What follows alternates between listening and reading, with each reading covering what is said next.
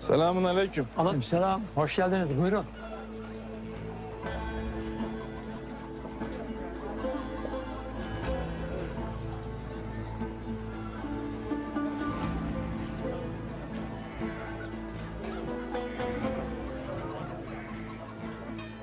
Alacaksanız alın.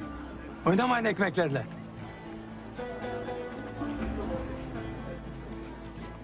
Şunu tartasın hele.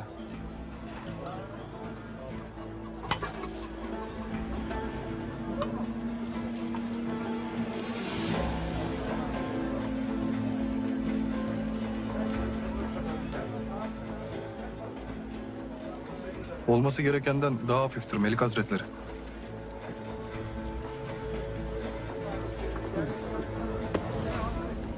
Sakın sesini çıkarma.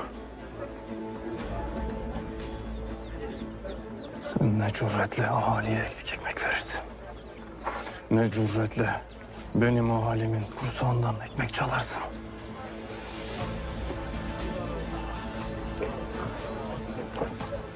Bunu alın.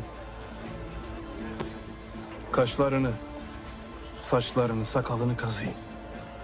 Eşeğe ters bindirip Şelemzar meydanında gezdirin. Gezdirin ki ahali nasıl bir namert olduğunu bile.